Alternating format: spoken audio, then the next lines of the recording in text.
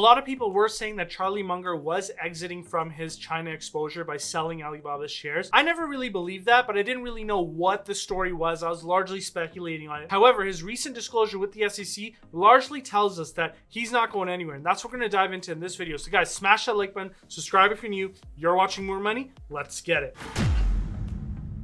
What's up, guys, and welcome back to the channel, where the goal here is to help at least 1,000 people achieve financial independence. And let's dive right into this one, because this is one that I was hoping to get as soon as possible. And I actually saw the press release for Charlie Munger's disclosure to the SEC not that long ago, and so I wanted to make this video right away. So you can see here that Charlie Munger still holds 300,000 shares of Alibaba at a price of $34 million. And under the recent activity column, note that there has been no recent activity. Now, Charlie Munger is one of those types of investors that largely sits and doesn't make that many moves. And so prior to him buying or selling Alibaba, he didn't actually make any buys or sells in his portfolio for, I would say, maybe close to 8, maybe 7 or 6 years. And so it's been a long time. I'm definitely more active than Charlie Munger is, but there's a reason why he's the GOAT and I'm not. And you can see here that he largely completely sold his initial positions to what I believe is trigger a tax loss, and is comfortable with owning 300,000 shares. And I did something similar where I moved my shares from my taxable account to my non-taxable account, which triggered a deemed disposition and thus a deemed loss. And I was able to shelter a significant amount of capital gains on other securities while also holding on to my Alibaba shares. And so I did that back in December. And so I understand why Charlie Munger would do that. Now, the tax laws in the US are probably a little bit different. And so there might be something specific to this that, like the first shares, it's kind of like a FIFO type thing. So like the cost of the loss of the first shares should trigger a larger loss, because you can sort of use that cost as opposed to the blended cost. Whereas when I sort of transferred the shares, I think I did it at the average cost, or it was only one purchase. So when I transferred it, it was the cost, but there might be a slight difference there between the Canadian and US taxation rules, but it looks like there might be sort of like a LIFO thing here. So those are the last securities in, and they're the first securities out type of thing. And remember, when Charlie Munger's daily journal did slash its stake in Alibaba, which was reported in April of this year, there was a lot of speculation as to why this may have occurred.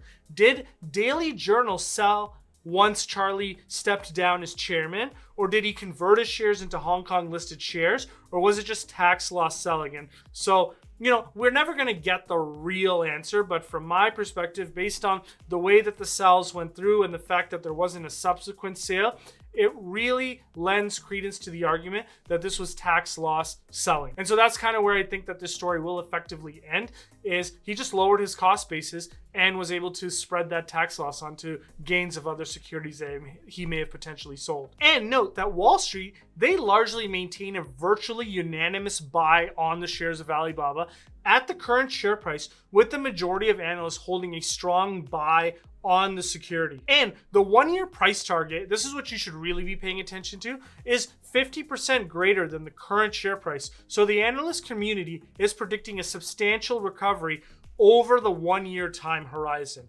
And note that the reason why the sell-side analyst price targets typically follow the share price is because they have a 1-year time horizon. So it's more important to pay attention to how much higher the current share price is as opposed to the target itself. And a 50% higher price target than the current share price is very bullish. But despite the fact that you have Charlie Munger's blessing and the blessing of all the analysts that cover it, and I'm pretty sure pretty much every YouTuber, especially in the value investing community, is all over this name. Like, I am a bull on Alibaba as well. I always do have to show you that there's huge risks with investing in China. And there's 3 important risks that I got to show you. One of them, I don't think we've talked about a lot here. Note that Alibaba is not a slam dunk, and this is the first of the 3 major risks. Note that the government, state-owned cloud companies are actually taking market share from the incumbents on Alibaba and Tencent. So notice that their market share rose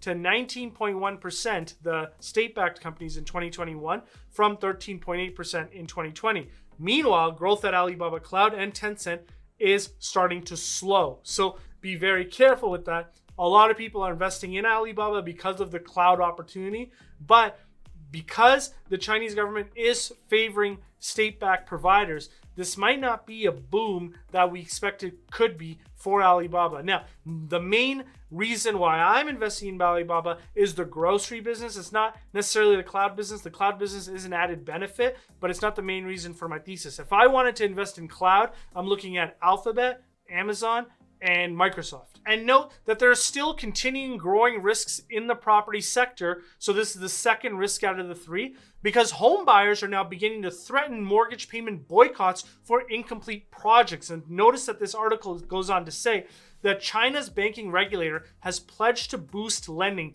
to help developers finish stalled property projects and boost buyers' demand, as growing mortgage boycotts by home buyers exacerbates the company's real estate woes. And so effectively what's happening here is people paid upfront for these homes, and the developers who are cash strapped have not been able to finish them. And so the people are saying, hey, look, if I'm not getting the product that I paid for, I'm not paying the mortgage. And so there's louder and louder voices of discontent of people that are not going to be paying their mortgages. And in fact, the CCP actually went on and did CCP things where they scrubbed social media of this discontent, but it's going to just continue to grow so long as these people don't have access to properties that they paid for. So this could be some real pain on the horizon. And note that the CCP remains committed. So this is the third risk out of the three. The CCP remains committed to its zero COVID policies. So if you're a tourist, this is actually very good news for you, because if you're looking to have an authentic Chinese experience and get locked in place with zero notice, this is the time to be touring China. Notice that Belhai, a seaside tourist city in southern China, has become the latest COVID hotspot. The city locked down at least 2 districts, including the popular Wezhou Island, and it's requiring residents in those areas to stay at home.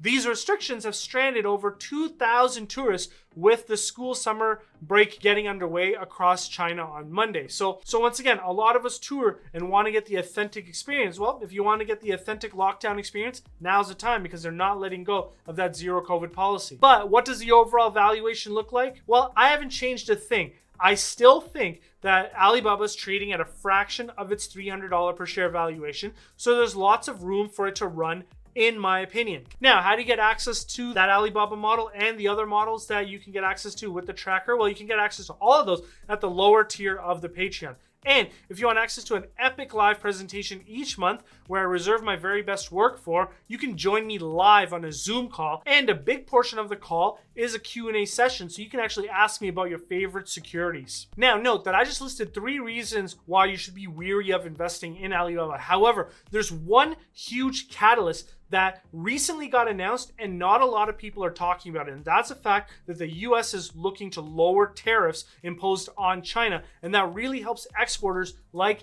AliExpress. And so you can get access to that video because I did cover that right here.